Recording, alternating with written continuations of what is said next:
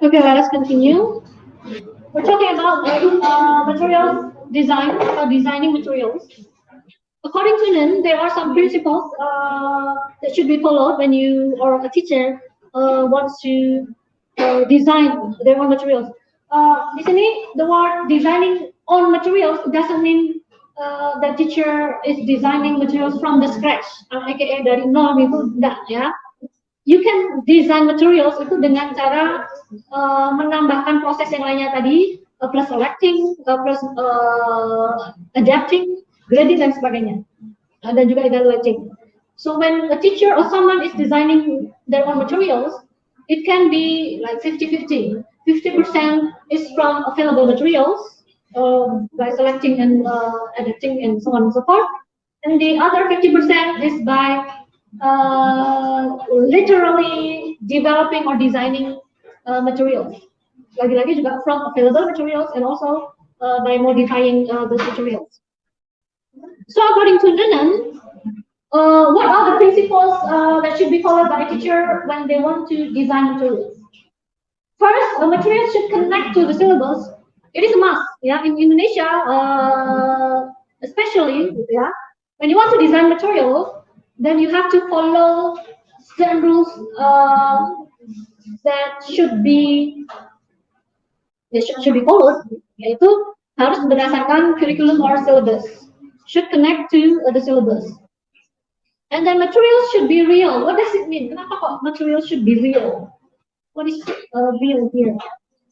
What does it mean? Maksudnya real itu apa? Ya materi mengajar atau belajar yang sesungguhnya mungkin if it is seen from the form or the shape, if you want the students to be able to to hold it, then you have to print the material. So it should be in form of printed material, for example. Or if it is not printed, then it should be in the form of, let's say, soft file materials. You can put it in the PDF form or PPT form or video and so on and so forth. And then the material should help learners to communicate, which is related to the learning objective. One of the learning objectives of learning a language is the students should be able to communicate in that language, kan gitu ya. Maka harus materinya harus benar-benar membantu siswa bisa berkomunikasi in English. And then the material should have learners balance between the content and some essential aspects of language. Nah, content ini bisa beragam gitu ya. Di situ juga ada essential aspects of language. We know that when someone wants to master English, for example, then this person should master 4 language skills. Apa saja 4 language skills? Nanti kaitannya dengan materi. Jadi skills ini juga should be what is it? Apa itu namanya? Diwujudkan dalam bentuk materi. Apa itu 4 language skills yang ada? Dari mulai LSRW, listening, speaking, reading, dan writing. In the course book or textbook itu biasanya materi atau language skills tadi urutannya apa dulu? Do you notice dalam materi misalnya this from this book lah? Let's say from chapter 1. Misalnya biasanya nanti akan ada skill apa dulu? Nah, di sini masih ada vocabulary, pronunciation, jadi kayak warming up-nya dikasih kayak vocabulary atau pronunciation dulu. Baru kemudian, apakah langsung menulis? No, nggak mungkin langsung disuruh menulis teks narasi gitu. Biasanya ngapain dulu? Nah, ini apa? Kalau ada dialog berarti apa? Biasanya listening dulu. The materials is often in the form of recorded materials in the form of MP3 or MP4 atau video gitu misalnya. Ya. Baru kemudian when there is a dialogue, they listen to the dialogue and then they try to comprehend the dialogue mungkin by answering some questions related to the dialogue that they listen to. Setelah itu, after that, they will be asked to skill apa setelahnya. Bisa, diharapkan bisa mempraktekkannya mungkin dengan role play misalnya, itu dengan speaking misalnya. Nah, kebetulan di sini tidak ada keterangan listening speakingnya gitu ya di modul ini. Tapi secara umum kita bisa melihat skill apa yang harus dikuasai dulu. And then setelah itu, dari ini tadi baru ketemu listening. Baru kemudian read atau reading. Bisa reading a dialogue, bisa reading a text. Sekali lagi depends on the content. The content depends on the syllabus tadi. Baru kemudian setelah reading skill, mungkin ada selipan grammar dan sebagainya. Baru kemudian ini kebetulan urutannya seperti ini ya. Ini kebetulan speakingnya di belakang. Kenapa kok kadar speakingnya kok agak di bawah setelah reading misalnya? Kenapa kok nggak listening langsung speaking? Kira-kira membuat siswa langsung speaking itu mudah nggak? Nggak akan susah-susah gampang gitu. Jadi mungkin urutannya bisa tadi, it depends on tadi, harus tahu dulu siswanya bagaimana kira-kira kondisinya gitu. Ini kemudian ada speaking, baru nanti biasanya di akhir ada writing. Nah, di sini kebetulan belum sampai ke writing, kan? Ini cuma langsung ke reflection saja. Nah, ini sampai ke speaking saja. Di sini harusnya sudah ada di kelas 12 SMA ya, sudah sampai ke writing. Mungkin di chapter yang lainnya ya. And then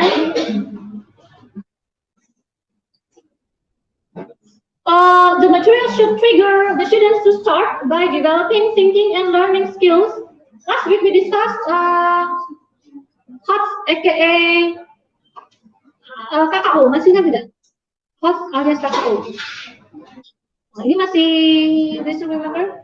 Have I given you this material last week? Sudah saya perlihatkan ini minggu lalu?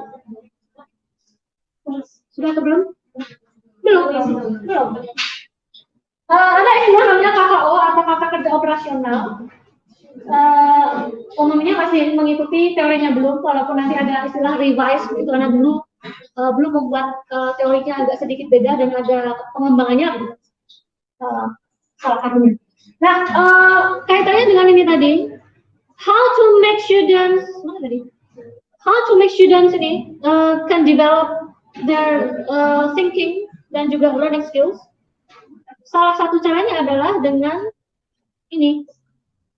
Jadi setiap guru harus paham ini dulu, harus paham, nggak harus hafal ya, tetapi harus paham bahwa KKO ini alias kata kerja operasional ini nanti akan dipakai guru, diselipkan di dalam di silabus sudah ada, dan juga nanti di materi juga harus ada, gitu, atau di buku atau materi atau di modul gitu.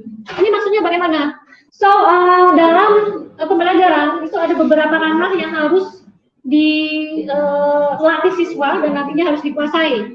Ada cognitive domain, ada apa lagi? Selain kognitif ada apa? Ada 3. Kognitif? Kognitif, apa lagi? Domain-domain apa yang harus bisa dikembangkan dalam siswa, dalam pembelajaran siswa? Domain kognitif alias semacam pengetahuan, gitu. Domain apa lagi? What else? There are three domains atau ranah kognitif alias cognitive domain, affective domain alias ranah afektif, dan satu lagi psikomotor atau psychomotoric domain. Nah, ada 3. Cognitive domain, affective domain, and then psychomotoric domain atau ranah psikomotor. Nah, KKO ini sudah dibuat sedemikian rupa, inspired by Bloom's theory, gitu ya, revised Bloom's theory, di mana when you want to make like instruction for students, like you ask them to do this and that, gitu ya, it should be based on these domains. If it is in the cognitive domain, then you should make sure that your instruction should use one of these let's say verbs. It has kind of leveling. In cognitive domain, it has 6 leveling, yaitu C1, C2, C3, until C6, ya. C1 to C3 is called lots. Apa itu lots? Sedangkan C4 to C6 adalah HOTS. Level is HOTS. What are they? Apa itu lots and HOTS? HOTS tahu dong? HOTS soal hotnya itu apa sih? Hotnya itu apa? It stands for apa? Hot. Higher order thinking skills. Oh. Kalau lost berarti L-nya apa? Lower. Now what does it mean? C1, C2, and C3 are still considered lost, aka lower order thinking skills. That's why the activity is related to remembering, yeah, understanding, and practicing something. But it is not not too critical yet. However, when we're talking about HOTS, yeah, higher order thinking skills, maka the student should be able to analyze, to evaluate something, or even to create something. So do you get the point? Dari lots menjadi HOTS, ya.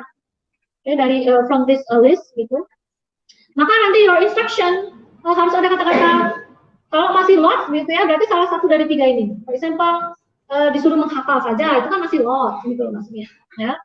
Menentukan itu kan masih lots. Tapi begitu sudah diminta yang lebih hot lagi, maka misalnya mendeteksi, detecting something, selecting something, atau bahkan dari evaluating ini criticizing something, summarizing something, sampai kepada creating, bisa building, planning, atau combining apa gitu, and then creating or designing something, and so on and so forth. And then the other domain which is affected, ya, hanya ada 5 saja, A1, A2, A3 to A4, ya, from recepting, responding, respecting, organizing to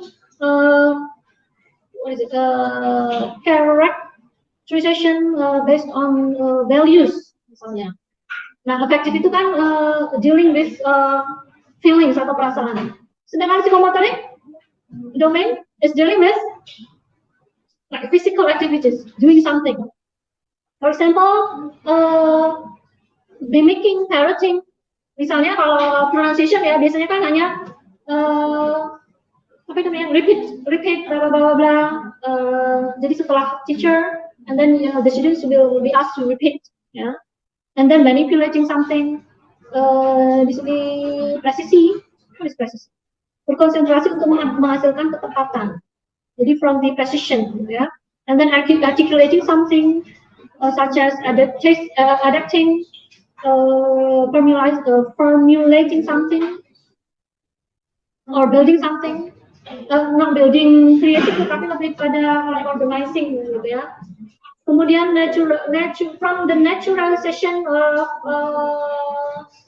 di sini ada keterangan menghasilkan karya cipta, melakukan sesuatu dengan ketepatan yang tinggi, designing, a bit similar to the one in the cognitive domain, ya.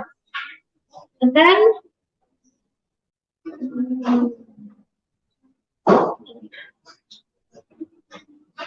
materials should support learners to develop language skills tadi, sudah ada skill-skill tadi, to the world beyond the classroom.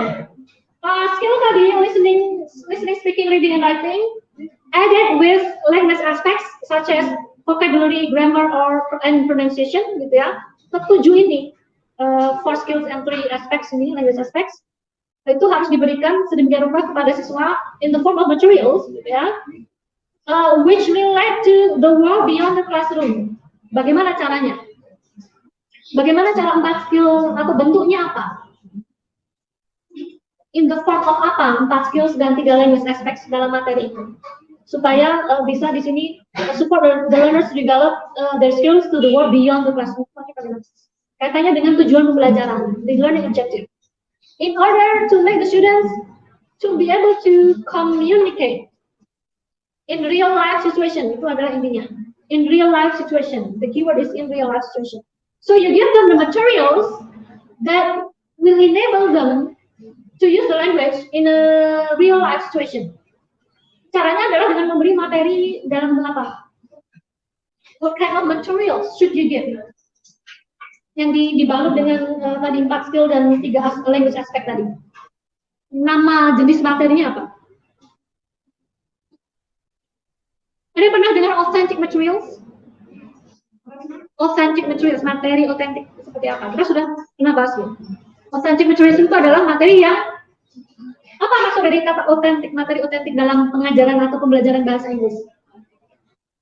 Materi otentik. Siapa yang bikin materi otentik? Di mana kalian menemukan materi otentik? Gimana? Kemendikbud, no? Justru kebalikannya.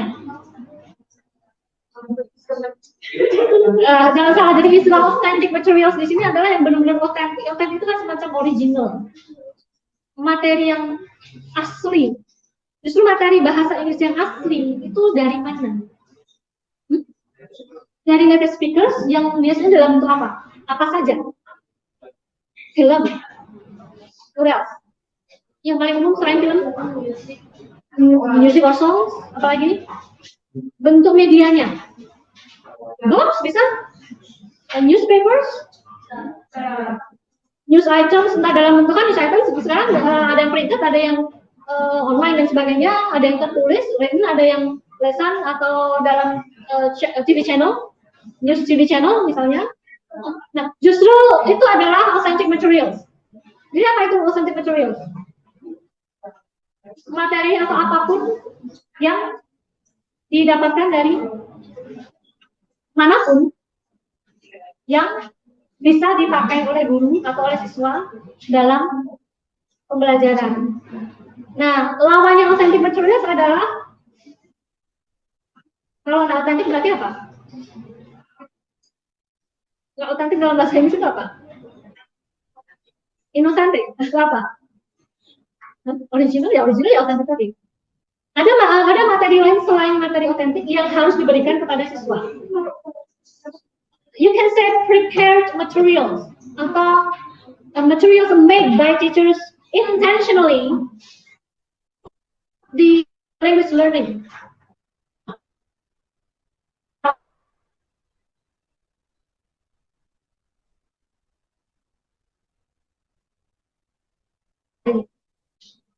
Kalau materi otentik biasanya apa? Kondisinya bagaimana materi otentik? Dari sisi vocabulary-nya, dari sisi pronunciation-nya, speed-nya bagaimana? Is it easier for students to understand? Or on the contrary, they are more complicated to understand atau let's say harder to understand. Karena kan even though not only from native ya, not only from native speakers, tapi kan materi tersebut kan memang diucapkan selayaknya orang berbicara, berkomunikasi in daily life. Bisa jadi vocabulary-nya terlalu banyak yang unfamiliar, speed-nya terlalu cepat, for example. Nah, itu adalah authentic materials.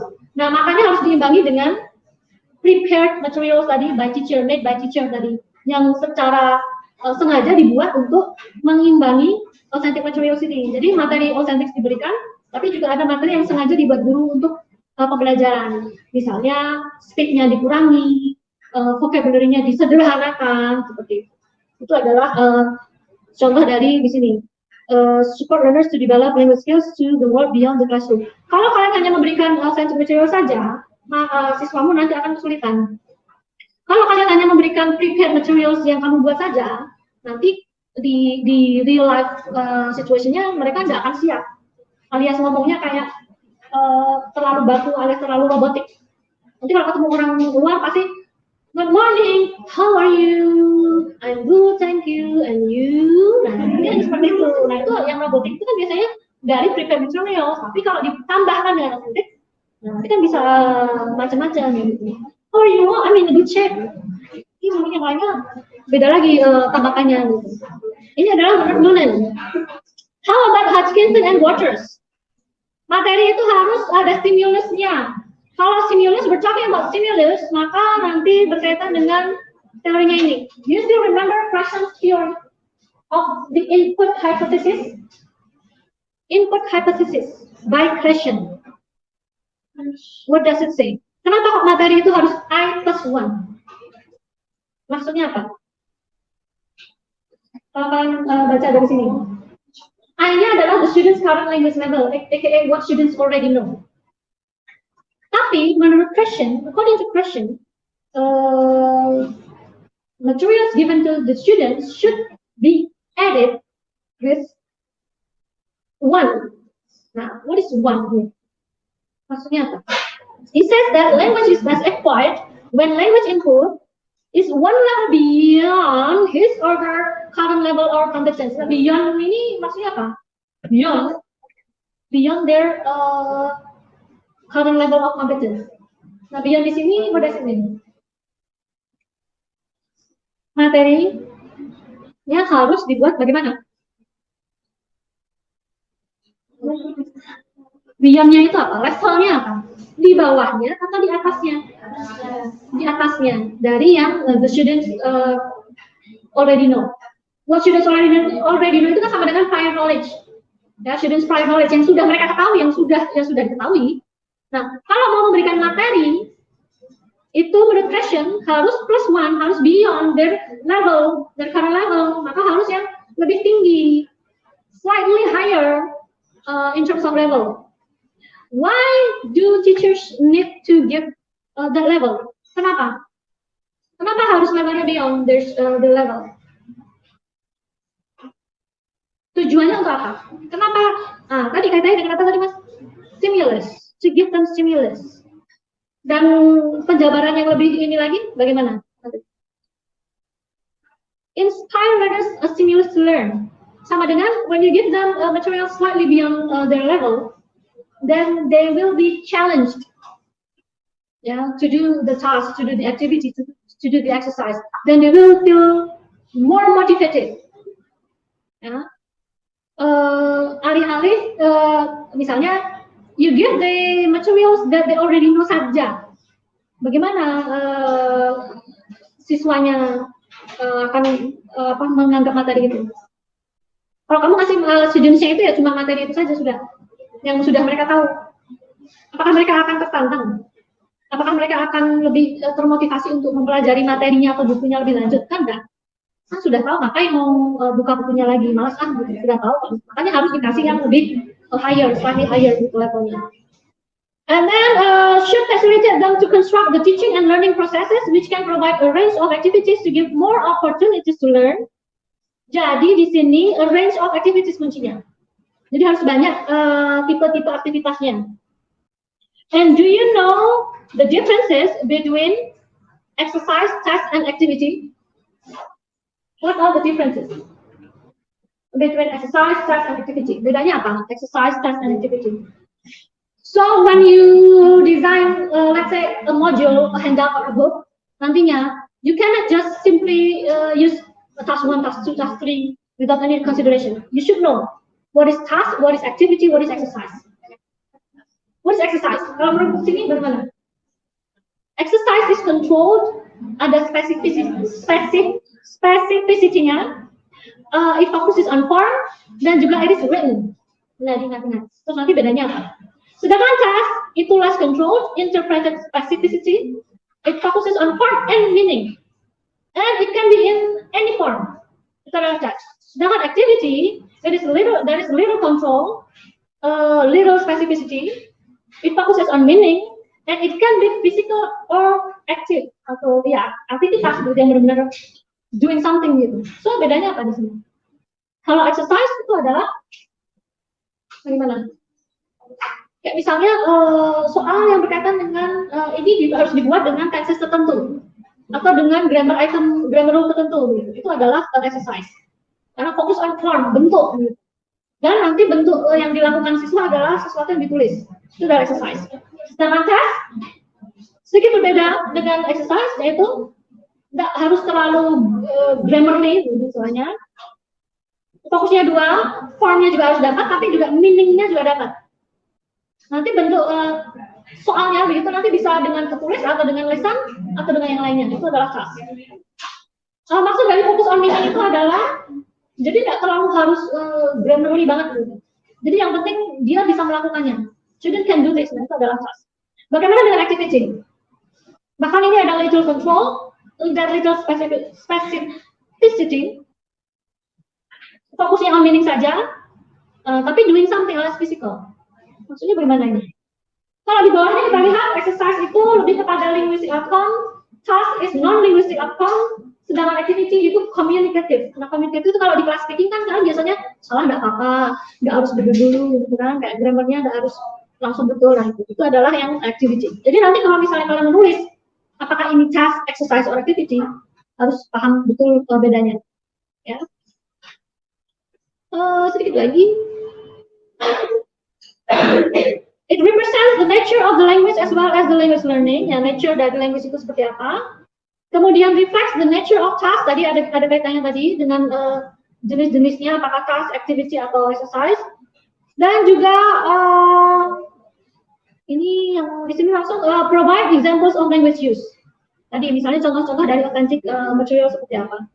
Dan menurut si Hamsa, it should follow the 4 C's, yaitu when you design materials, there should be clarity, there should be capacity, consistency, and also commitment. Clarity itu maksudnya apa?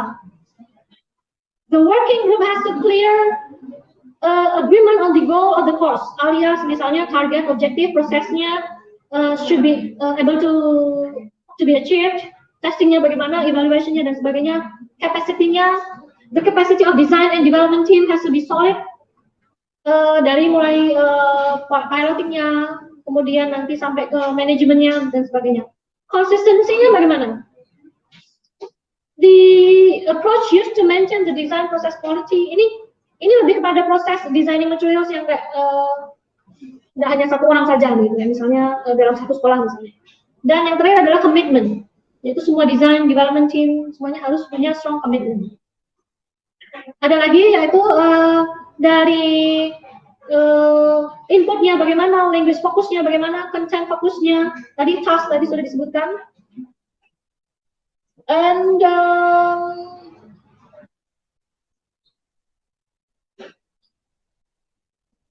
I think that's all, itu dulu saja. That's all for today.